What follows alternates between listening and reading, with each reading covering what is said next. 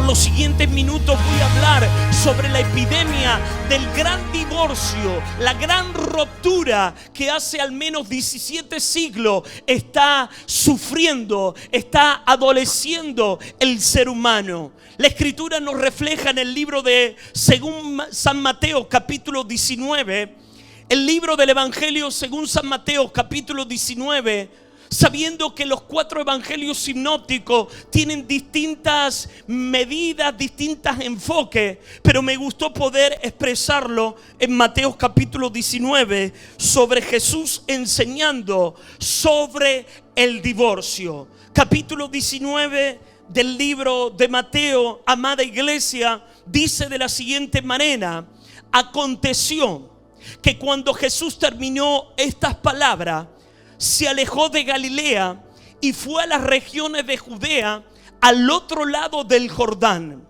y le siguieron grandes multitudes. ¿Quién le seguía? Y los sanó allí. La relevancia de entender en el verso 2 que las multitudes necesitan la sanidad, pero no buscan realmente lo que deberían buscar.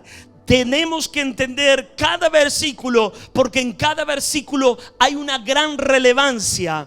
Entonces, verso 3 del capítulo 19, entonces vinieron a Jesús los fariseos, tentándole. Vinieron los fariseos, la figura de hombres religiosos que en muchas ocasiones fueron denunciados como sepulcros blanqueados, con gente que tenía apariencia de verdad y que la única manera en la cual ellos se acercaban era para tentar. Diga conmigo, los religiosos no tienen otra actitud sino de tentar, desafiar, molestar, estorbar. Pero bendito sea Dios de que hay gente espiritual que va a derribar, que va a quebrantar todo espíritu de religión en esta temporada. Yo estoy declarando que la voz de los religiosos será callada por una iglesia que adora, por una iglesia que obedece, por una iglesia que va a manifestar lo que hay que manifestar en esta temporada. Dele un aplauso al Rey de Reyes y Señor de Señores. Por favor, verso 3. Entonces vinieron a él los fariseos para tentarle, diciendo: ¿es lícito al hombre repudiar a su mujer por cualquier causa? Él respondiendo les dijo: ¿no habéis leído que el que los hizo al principio, varón y hembra? Diga conmigo, los hizo al principio varón y hembra. Dígalo una vez más, varón y hembra. Dígalo una vez más, varón y hembra. En el mundo espiritual también estamos declarando esta palabra, porque hay un mundo que está declarando mucho engaño, pero Dios desde el principio clasificó varón y hembra. Varón y hembra Él los hizo. ¿Cuántos dicen amén? Y dijo en el verso 5: por esto el hombre dejará padre y madre y se unirá a su mujer, y los dos serán una sola carne. Permítemelo leerlo nuevamente y pausadamente. Por esta razón del cual Él hizo el hombre y la mujer, por esa razón Dios está diciendo: dejará padre y madre y se unirá a su mujer, y los dos serán una sola. Así que termina el texto de la meditación de la palabra del día de la fecha. Así que no son ya más dos, sino una sola carne. Por tanto, lo que Dios juntó, no lo separe el hombre. Permítame, aunque sea molesto, para mí no será molesto declararle una y otra vez la finalidad de este texto. Así que no son ya más dos, sino en el poder del uno, una sola carne. Por tanto, lo que Dios juntó, no lo separe el hombre. ¿Cuántos dicen amén a la palabra del Señor? Damas y caballeros, queremos responder a esta pregunta. Una pregunta de unos fariseos que siempre estaban buscando ocasión para tentar, para quitarlo del enfoque del propósito eterno. Vaya nuevamente el lema del 2020 sobre una visión tan clara. ¿Por qué hay que tener una visión tan clara? Porque estamos con alta expectativa, estamos tan entusiasmados, estamos tan activados, estamos tan equipados, que estamos enfocados, como dice el autor de Hebreo, poniendo la mirada en lo invisible, poniendo la mirada en lo eterno. Por eso yo le estoy hablando a alguien que está confundido, le estoy hablando a alguien que todavía está mirando lo terrenal, está mirando lo temporal. El Padre quiere cambiar tu vista por una visión 2020. El Padre quiere que te puedas enfocar conforme a lo que dice el autor de Hebreo, puesto los ojos en Jesús, el autor y el salvador de nuestra vida. Vamos, dale un aplauso a Dios por esta palabra tan relevante. ¿Cuántos dicen amén? La Escritura nos está diciendo de que los que vamos a sufrir en esta temporada serán muchas preguntas de tentación. Diga conmigo, tentaciones.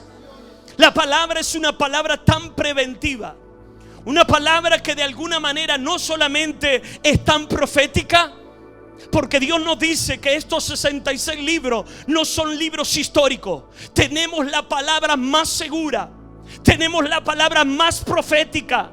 De alguna manera respetamos la unción en los vasos de hombre, pero no estamos esperando que un hombre venga a soltarnos una palabra. En sus manos, bien lo dice el salmista David, lámpara es a mis pies su palabra. Yo declaro que a través de la palabra, a través de meditar, a través de escudriñar, su camino será alumbrado. Y usted que está en un callejón sin salida, usted que se siente acorralado, a través de escudriñar la palabra, sus ojos serán alumbrados y usted caminará en el camino recto, usted caminará en las sendas antiguas. Yo le estoy profetizando que en los próximos días usted hallará la decisión más importante, más precisa, más acertada para comenzar, porque este es un mes de anticipación y el Padre le está anticipando. Lea la palabra, escudriñe la palabra, porque no solo de pan vivirá el hombre, sino de toda palabra, porque la palabra traerá direccionamiento.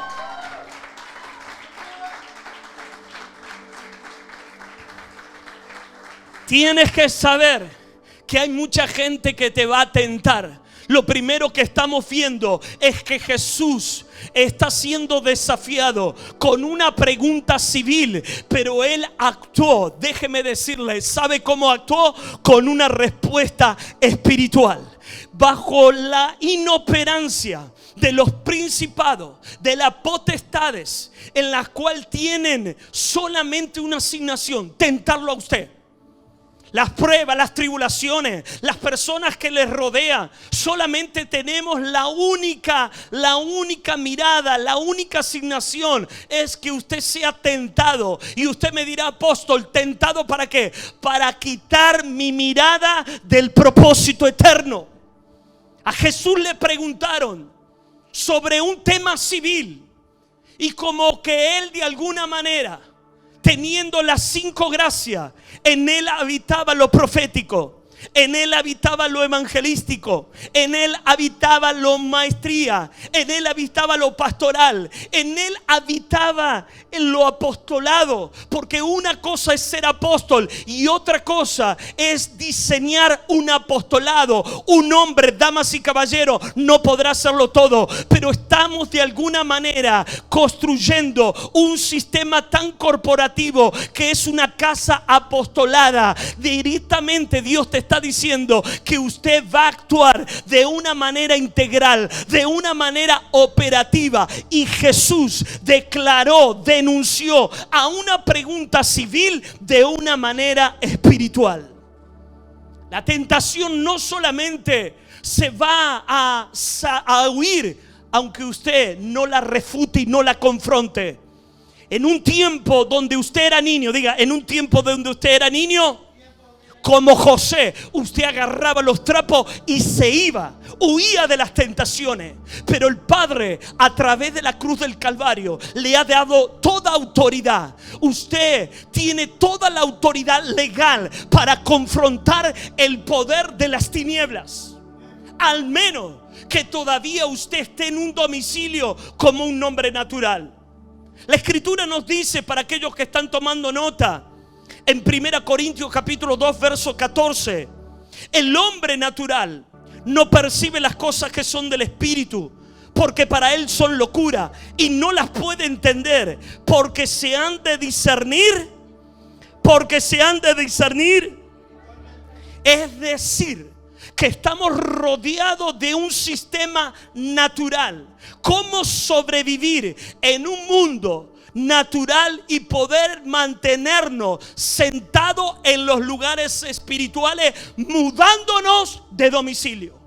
Necesitaremos en este mes de anticipación tomar un camión de mudanza y mudarnos, poder emigrar y dejar toda niñez, porque mientras estamos en una niñez, de alguna manera no podremos responder a tantas preguntas que tienen calidad de sacarnos del propósito, de seducirnos.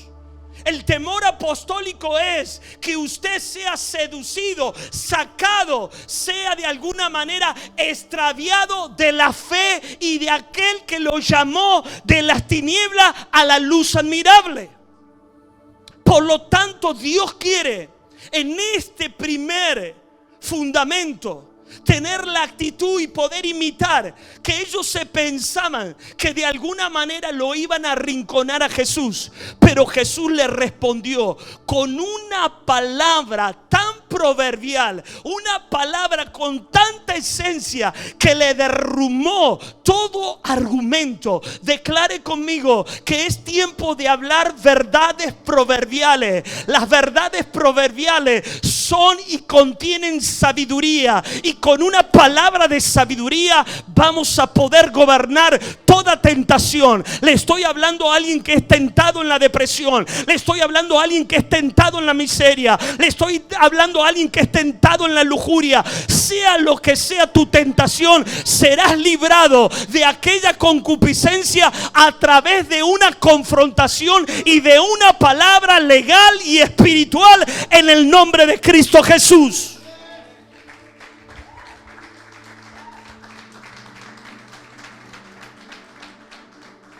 El mudarme de domicilio es lo que de alguna manera te hará responder de esa manera.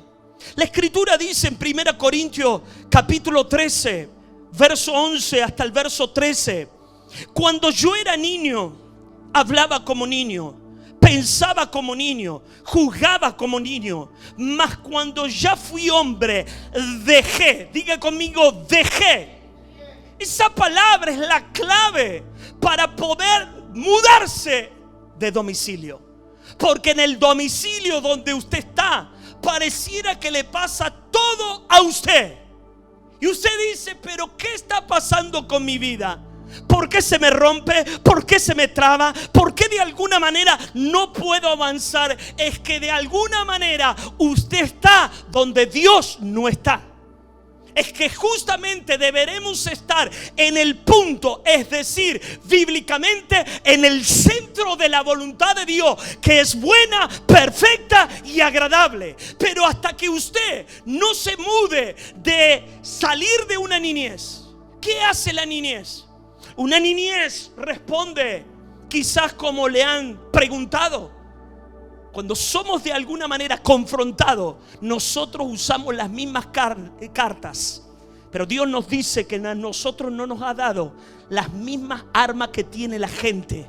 Cuando alguien te pega en una mejilla, está en nosotros y está en ese hombre que de alguna manera es lo que estamos discutiendo en esta noche. Ese mismo hombre que no ha sido regenerado tiene la tendencia de responder en la carne, que cuando le pegan en una mejilla no da la otra, que cuando quizás le levantan calumnia, él calumnia, pero el hombre que migra a dejar de ser niño ya directamente no habla sin antes discernir, sin antes pasarlo por una palabra que es todo lo juzga.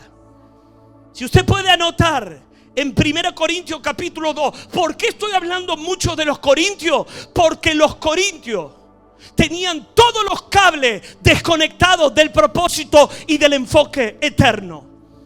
Primera y segunda Corintios serán tiempos de poder ver que tenían todos los cables desconectados y estaban en una estación llamada confusión.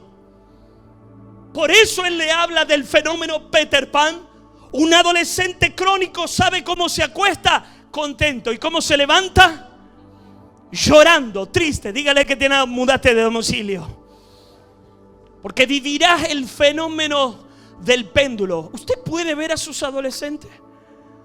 No vayamos tan lejos. Ve a su marido o a su mujer. Se acuesta como contenta y se levanta media torcida. ¿Qué es? Un fenómeno de una adolescencia que nunca migró. Diga conmigo, Dios me está hablando. Por eso 1 Corintios capítulo 2 dice: en cambio, diga en cambio. Decirle que le pone un cambio, háceme la gauchada. Diga conmigo, en cambio. ¿Cuál es el cambio? De lo carnal a lo espiritual. En cambio, le dice el apóstol Pablo, capítulo 2, verso 15. ¿Está aquí? En cambio, el espiritual. ¿Qué hace el hombre espiritual? Ahora esa palabra la tendremos que regenerar, porque cuando hablamos de juzgar, estamos diciendo, bueno, a ver, no, la palabra juzgar tiene una connotación que es escudriñar hasta conocer la verdad. La palabra escudriñar es que no saca enseguida el decir, no, ya lo conozco. No. Primeramente va a indagar, primeramente va a conocer hasta ver la veracidad. Por eso el apóstol Pablo está diciendo, en cambio, el espiritual juzga. ¿Cuántas cosas? ¿Cuántas cosas? ¿Cuántas cosas? Yo le pregunto en esta noche, como hombre y como mujer espiritual, ¿cuántas cosas está juzgando usted? ¿O solamente juzga algunas cosas? Ahí ve lo que de alguna manera vamos a discutir en esta noche, si el tiempo nos acompaña. El hombre de alguna manera fue un especialista a través de haber comido de lo que nunca tendría que haber comido. ¿En qué se especializó? En separar y no juzgar todas las cosas, porque todas las cosas están en calidad de ¿qué? De sospecha. Mire lo que tiene al lado, dígale, te veo sospechoso. Es decir, que usted no puede confiarse de nadie. Todo, hasta el día que Dios nos venga a buscar, estamos en calidad. Porque la Escritura lo dice, maldito el hombre que confía. Yo quiero librarlo de aquellos dolores de cabezas que nos han traumado aquellos que lideramos, aquellos que llevamos adelante gestiones. Ay, me traicionó. Ay, me defraudó. Ay, yo tenía tanta esa palabra de alguna manera, tanta expectativa en esta relación. Ay, tenía tanta expectativa en este patrón que yo soñaba que él un día me iba. Es que allí está.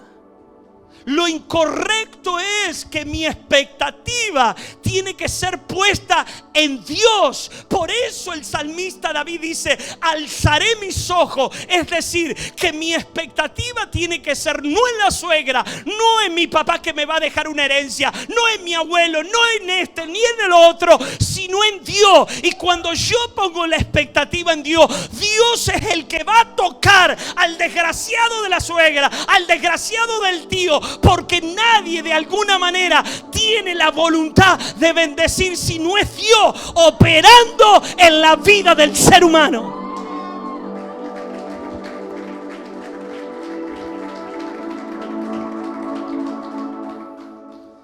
En cambio, diga, en cambio, el espiritual juzga todas las cosas, pero él no es juzgado. Porque ¿quién conoció la mente del Señor? ¿Y quién la instruirá? Mas nosotros, diga, mas nosotros tenemos, ¿qué tenemos? ¿Qué tiene usted? De alguna manera en el verso 6 nos da el segundo fundamento. La Escritura dice: no lo separe el hombre. El segundo fundamento de este gran divorcio que vive la sociedad y las naciones es que el hombre, vuelvo a reiterar esto una y otra vez, el hombre desde que comió se volvió un experto en separar lo que Dios unió. Hagamos un poquito de memoria en el Génesis capítulo 2, verso 17. Mas del árbol de ciencia del bien y del mal, ¿qué va a suceder? No comerás, porque el día que de él comieres, ciertamente. Y esa palabra morirás no era literalmente porque usted vio y yo que Adán siguió vivito y coleando. ¿En qué murió y en qué calidad está escrita? Solamente que a través de las distintas traducciones se va perdiendo la esencia en la cual fue escrita. La palabra muerte significa es que desde el día que el hombre comió, esa palabra muerte significa separó. Y ahí es donde separó ¿qué cosa? El alma, el espíritu y el cuerpo. Pero llegaremos a un tiempo donde eso tripartito, donde hoy de alguna manera, ¿sabe lo que estamos haciendo usted y yo? Estamos reparando los choques, no del espíritu, porque el espíritu siempre está dispuesto, más lo que nunca está dispuesto es la carne, que significa el alma. Lo que le estamos haciendo un chasis, lo que le estamos haciendo chapa y pintura, es a la alma de usted y a la mía. Porque yo no puedo separar el alma del espíritu, y tampoco puedo separar el espíritu ni del alma, ni tampoco del cuerpo. Pero hay alguien que de alguna manera se equivocó, y a través de esa decisión, hoy hay un efecto colateral, que es reparar el alma, donde es la cuna de las voluntad, donde es la cuna de las emociones, donde el alma llegará a un tiempo donde David le decía: alma mía, bendice, alma mía, busca. Debemos saber qué es lo que pasó, qué es lo que se separó. Diga conmigo: se separó muchas cosas. Pablo lo describe en la segunda carta a Timoteo capítulo 3. Este es un diagnóstico de la carta de 2 Timoteo capítulo 3.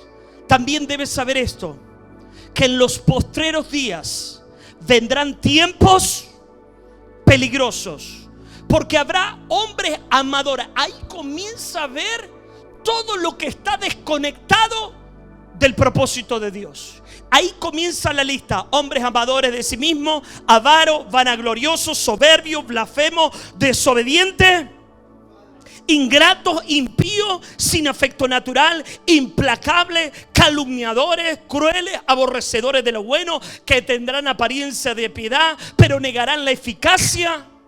Están siempre aprendiendo y nunca llegan al conocimiento de la verdad. Pone dos nombres, Janes y Jambres, que resistieron a Moisés. Verso 9, por favor, para abreviar: mas no irán más adelante, porque su insensatez será manifiesta a todos, como también lo fue la de aquellos. Todo se ha desconfigurado. No es para asombrarse de decir: wow, ¿por qué el padre se levantó con el hijo? No nos tiene que llamar la atención. Se desconectó el cable. No podemos asombrarnos hoy como hoy el nene lo gobierna el padre.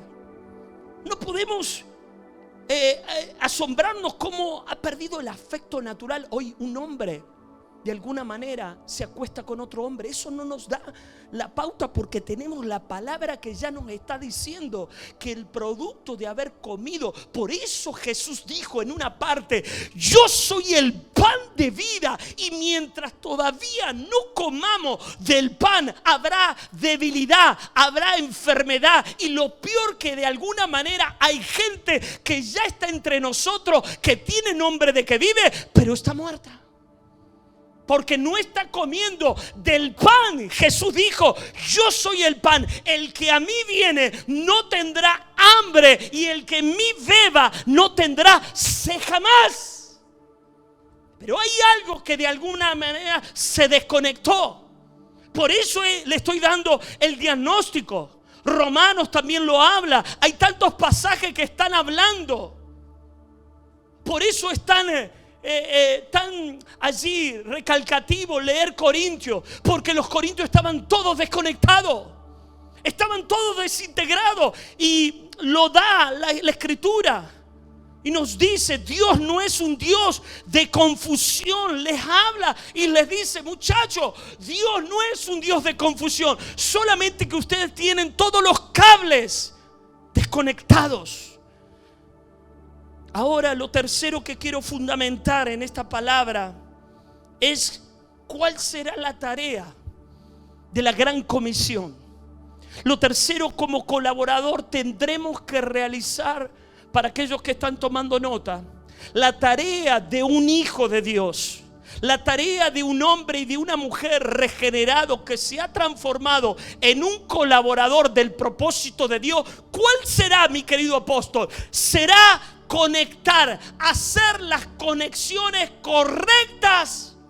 Pero no te habla de conexiones humanas. No te habla de decir: bueno, no, esa es una medida. Yo te estoy hablando de otra medida. Yo no te estoy hablando de decir: bueno, me tengo que conectar con esto. Está bien, pero lo primero que tendremos que conectar será el cable de nuestra mentalidad, porque todavía hasta el día de hoy, dice Corintios también, capítulo 3, verso 14. Mire que no nos estamos saliendo de una carta tan importante como el libro de Corintios. La segunda carta de Corintios dice: pero el entendimiento de ellos, ¿qué sucedió? Se embotó, porque hasta el día, y estamos hablando en una calidad y lo estamos leyendo en un tiempo presente, hasta el día de hoy, dice, cuando ellos leen, les queda el mismo velo no descubierto, el cual por Cristo, es decir, por la iglesia que está de alguna manera introducida en su vida y en mi vida, será quitado. ¿Cuál es nuestro trabajo? Es tener esa tecnología. Levánteme su mano. Yo declaro que habrá una generación de científicos espirituales que serán altamente productivos para conectar lo primero, que será el entendimiento. Y el entendimiento se conectará teniendo la mente de Cristo. Y cuando usted y yo tenemos la mente de Cristo, los ojos son abiertos y podremos ver lo que haya que conectar en esta generación.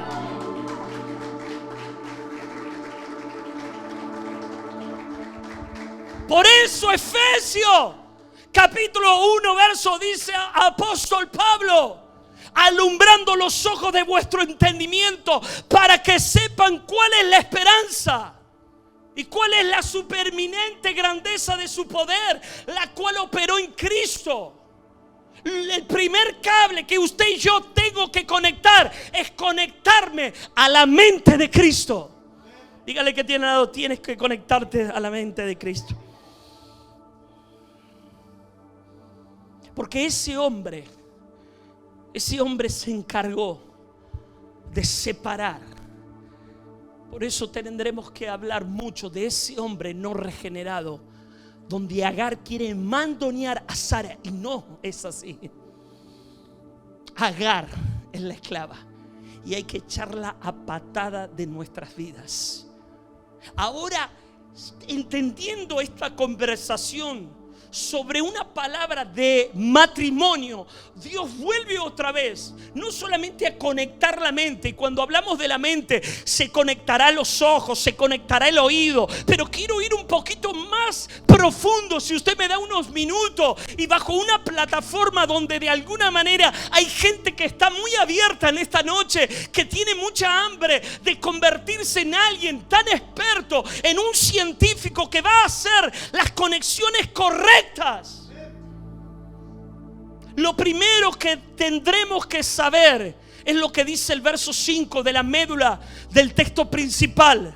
Y dijo: por esto el hombre dejará padre y madre y se unirá a su mujer, y los dos serán una sola carne. Lo segundo que hay que conectar es poder migrar de la iniquidad, de la parentela, hacia la familia de Dios. No solamente en la mente, que está todo el sistema corporativo, sino lo que le está diciendo: todo hombre tendrá que dejar padre, madre. ¿No te da a entender lo que Abraham tuvo que sufrir? Dejar la tierra y la parentela. ¿Y qué hay en la tierra y la parentela? Hay algo llamado iniquidad. Que la iniquidad no se va a ir haciendo un curso. No. Pablo no tenía tiempo de ir a campamento. Pablo no tenía tiempo de andar separando. Pareciera que nosotros nos damos el lujo de andar separando porque no estamos entendiendo la primera palabra que Dios nos habló. Dios nos dijo en los primeros días del mes de enero, aprovechando bien el tiempo, y como que todavía no la entendemos y separamos los niños, separamos los separamos los adolescentes, separamos los jóvenes, como si nosotros fuéramos eternos. Hay una urgencia, levánteme su mano. Hay una urgencia de predicar a tiempo y fuera de tiempo. No es tiempo de poder separar los distintos, que no está mal, estuvo bien en una parte, pero ahora tendremos que sentar a ese niño de 8 años para poder conectarlo a ese hombre que también se va, porque las dos generaciones tendrán que caminar como Isaac caminó con su padre Abraham, y juntos llegaron y adoraron, y no solamente se quedaron arriba, sino que bajaron. De alguna manera usted no va a separar el fútbol de Dios, usted no va a separar el tener un tiempo de altar con la iglesia. Usted va a unir todo, porque todo tiene que ver con todo. Esa es la medida de la plenitud. No tenemos una mentalidad religiosa que separamos a las amigas, que separamos esto, separamos todo. No, porque llegaremos a un estadio donde todo será reconectado.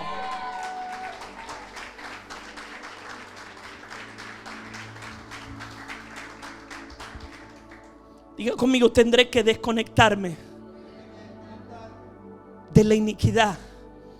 El antídoto está en el Salmo 32, donde dice: bienaventurado aquel cuya transgresión ha sido perdonado.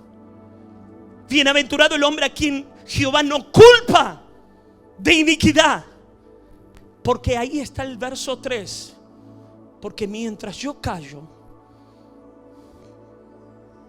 yo quiero ser muy sincero, mientras esa iniquidad esté en tu vida, no podrás avanzar en el reino de Dios.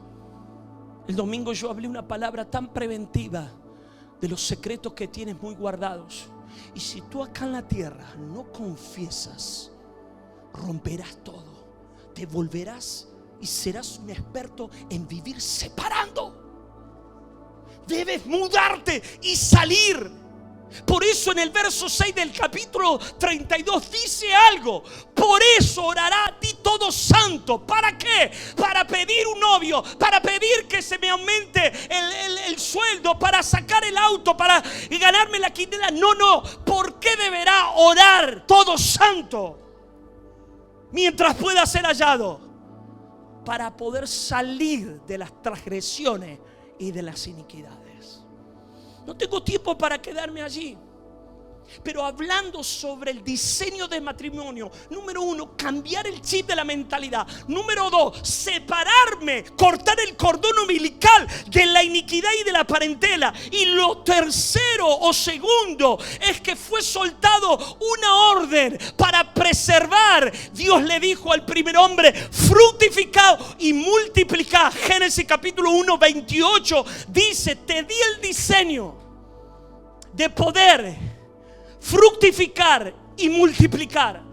Esto ya lo vimos, no me haga perder tiempo, porque esta es la orden de preservar la simiente nacida de Dios. ¿A través de qué? A través de 3 casas. Mi deber es conectar la mente, mi deber es conectarme al propósito y desconectarme de la parentela.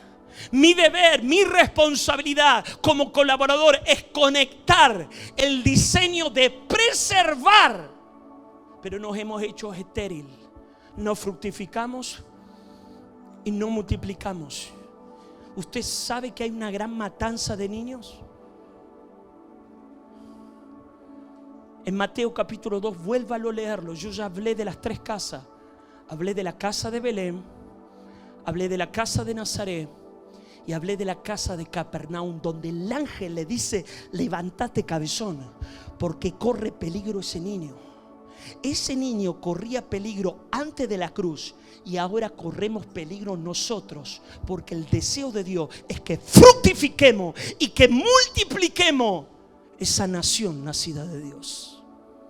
Por favor, yo quiero que esto lo pueda ir desarrollando, porque lo próximo implica, donde hay una frase: será una sola carne. Lo próximo que yo debo conectar es que seré una sola carne. ¿Qué te habla esto? Te habla un compromiso de amor y entrega. Si quieres poner entre paréntesis, amor y entrega es el resultado de llegar a ser una sola carne, porque hay un poder en el poder del uno. ¿Sabe por qué no hay entrega? ¿Sabe por qué no hay amor? Porque hay un fenómeno egoísta dentro de nosotros que nos separa. Entonces no podemos conectar y ser uno, porque todavía no entiendo 1 Corintios capítulo 13. ¿Ves cómo sigo hablando de 1 Corintios y de segunda? El verdadero amor todo lo espera. Usted no quiere esperar un minuto, y por no esperar se vive quemando. Y no soy ningún profeta para decirle una y otra vez: va a quemarse otra vez. Y usted dirá: pero si en el evangelio también me sucede. Claro, porque no entendió 1 Corintios, que dice: todo lo espera, todo lo soporta. El amor es sufrido. El amor no es jactancioso. El amor no se envanece, no busca. Claro, pero para hacer una sola carne. La oración de Jesús fue esta: para que todos sean uno, como tú, oh Padre, en mí y yo en ti, que también ellos sean uno en nosotros, para que el mundo crea que tú me enviaste. ¿No es una oración hermosa? ¿No es la oración de un padre y de un hijo corporativo que trabajan 3 en 1? Y esto no es el chocolate. 3 en 1. ¿Cómo trabajaba la Trinidad? El Padre, el Hijo y el Espíritu Santo siendo uno. ¿Por qué no investigas el poder de la Trinidad? ¿Por qué no trabajas en el Hijo corporativo? Lo que sigue es que implica no solamente un compromiso de amor y de entrega, sino que de alguna manera el diseño, que es lo que hay que conectar, es que no es bueno, dijo Jesús, en este paquete, no es bueno, diga conmigo, no es bueno. ¿Que qué? No es bueno que qué. Si usted está entendiendo mucho esta palabra, va a tener que entender el diseño de matrimonio, porque la Biblia habla todo de una mujer que tiene que ser configurada y tiene que ser traída al altar. No es bueno que qué. No es bueno que qué. Que el hombre esté solo. Le haré ayuda idónea. Esta es la iglesia. Esta es la iglesia que de alguna manera será ayuda idónea.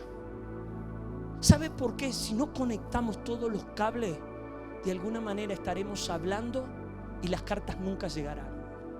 Porque ya Dios nos salvó. La salvación es un hecho. ¿Sabes cuál es el problema, mi querido? Es que las cartas no llegan a donde tienen que llegar. No le está llegando el mail, no le está llegando el WhatsApp. ¿Por qué? Porque Dios, es que Dios está salvando. No, Dios ya salvó. Lo que falta es que las cartas lleguen donde tengan que llegar. Le haré ayuda idónea. Para entender esto tendrás que entender lo que dice Efesios 3:17: arraigado y cimentado. ¿Cómo seré ayuda idónea si estoy arraigado en Cristo y si estoy cimentado en una estructura llamada la novia de Cristo? Ahí sí podremos entrar en la recta final de entender que cómo seremos una sola carne cuando volvamos a vivir lo que vivía la iglesia temprana, que tenían en común algunas cosas. Y la multitud de los que habían creído era de un corazón y un alma, y ninguno decía ser suyo propio nada de lo que poseía, sino que tenían todas las cosas. Y con gran poder los apóstoles daban testimonio. Así que no había entre ellos necesitado, porque todo lo que poseían, heredades, casas, la vendían y la traían los precios de los vendidos y lo ponían a los pies de los apóstoles. Y los apóstoles tenían la administración de repartirla. Entonces, de alguna manera, el que tenía heredad lo vendía y lo traía al precio y lo ponía a los pies, como José de Arimatea, como tanto José que aparece en el libro de los Hechos capítulo 4. Damas y caballeros, necesitamos conectar lo que sea. Yo te hice deseable para mí, dice el Señor, preparé un lugar para ti en mi corazón. Yo sé lo que vi en ti. Antes de la fundación del mundo, te vi santo, te vi sin mancha, te adopté para mí.